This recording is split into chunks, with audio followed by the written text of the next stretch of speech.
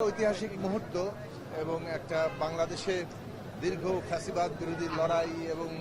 রক্তাক্ত একটা গণ অভ্যুত্থানের মধ্য দিয়ে বাংলাদেশের যে গণতন্ত্রের নতুন যাত্রা চলছে তার অংশ হিসেবে এই সংসদ প্রতিষ্ঠিত হয়েছে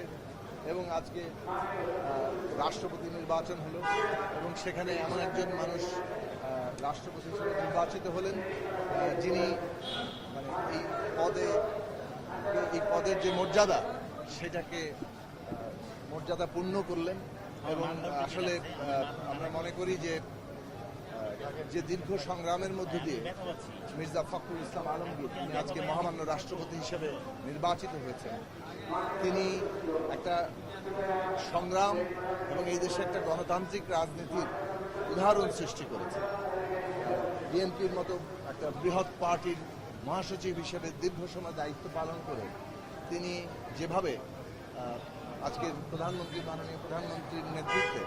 যেভাবে একটা তার অনুপস্থিতিতে এখানে অনেকগুলো রাজনৈতিক দলের সাথে ঐক্যবদ্ধভাবে একটা সংগ্রামকে এখানে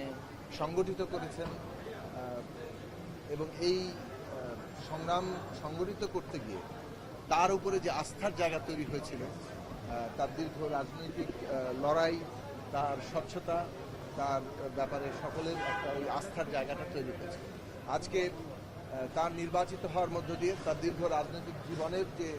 তার অর্জন সেটাই আবার নতুন করে সম্মানিত হলো এবং রাষ্ট্রপতি পদে একজন যোগ্য মানুষ নির্বাচিত হলেন এবং আমরা মনে করি নেতৃত্বে যেভাবে বাংলাদেশে একটা গণতান্ত্রিক পুনর্গঠন চলছে, আজকে মহামান্য রাষ্ট্রপতি হিসেবে নির্বাচিত হয়ে যারা মির্জা ফখরুল ইসলাম আলমগীর সেই কাজকেই আরো এগিয়ে নিতে